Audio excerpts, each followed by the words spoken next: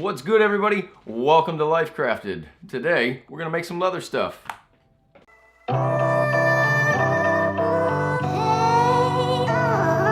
True confessions here, people. I forget things on a pretty much regular basis. Like, we're talking, I don't know, minute to minute.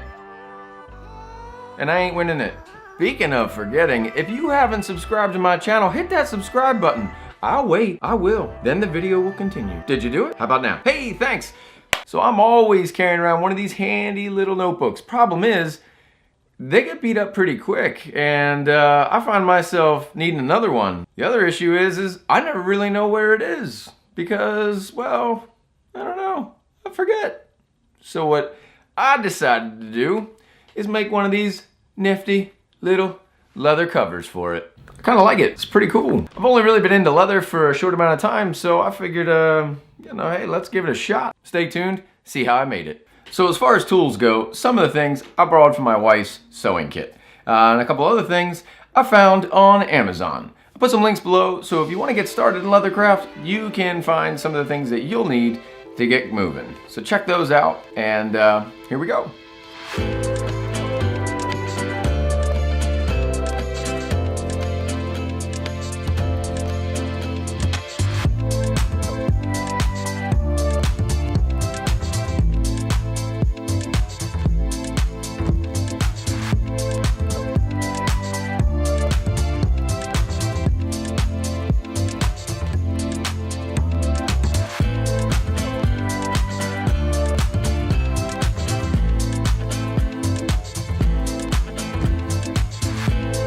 After I finish cutting up all my pieces, I'm gonna add some glue on the outside. This is a contact cement, so all you do is put it on, wait a few minutes, tack it together, and you're gold. That allows it to stay together while I try and sew it together.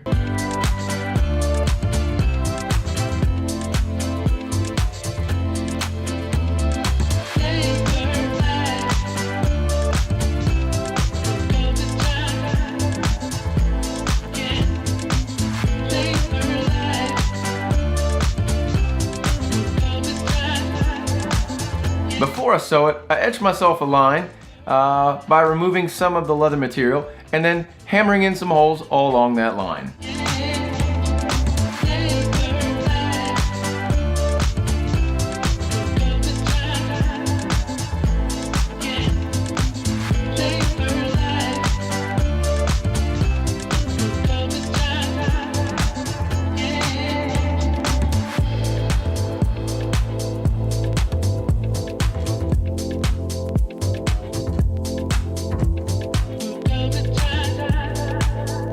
Now that we've got holes in our leather, I'm gonna start to hand sew it. I don't actually have a sewing horse yet, which is this thing that kind of clamps it together, so I just put it between my knees and I sew that way.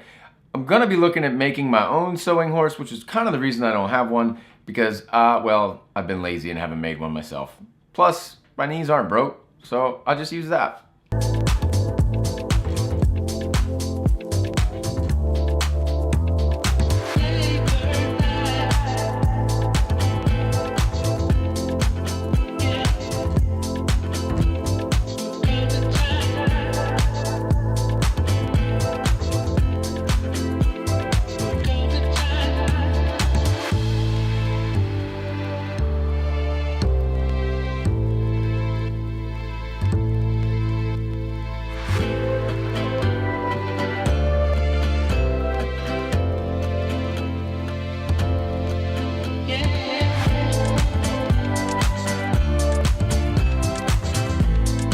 The last part of it is going to be to burnish the edges.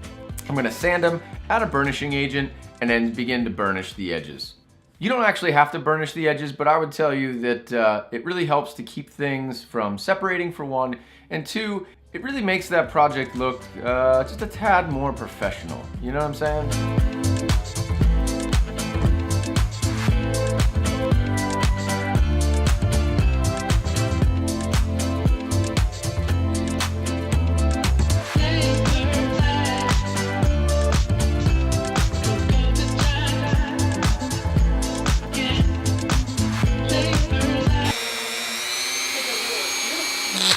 Whoa, whoa, whoa. Wow, that was crazy. Literally, it was going so fast, it just poof, bent right there. So I learned a little bit of a valuable lesson on using the Dremel for a burnisher and what speeds not to use, I guess. I don't know. I'll finish the rest by hand and then we'll wrap up this project.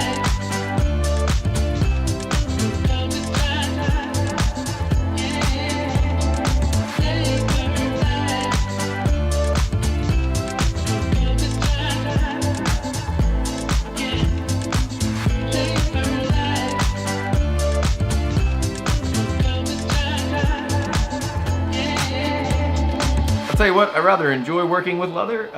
It's not the easiest thing in the world, but yet it's not the hardest thing in the world. So if you haven't done anything with leather, I would highly recommend you give it a try. Honestly, for a dad like me who's got to spend some time with the kids in the living room, this is perfect. I can sit in the living room and bang out a project and it's all good. I've started to actually batch these out at this point, and I've got brown ones and I got black ones. If you're interested in one of these, you can actually buy one from our website. Links down below in the comments and in the description. Get yourself one of these fancy little notebooks. I gotta go make some lists. If you like this video and you wanna see some more, do me a favor and click the links below and you can see what other things I make. Please subscribe, comment, give us a like. Have a great day, folks. Today we're gonna make it, today we're gonna make it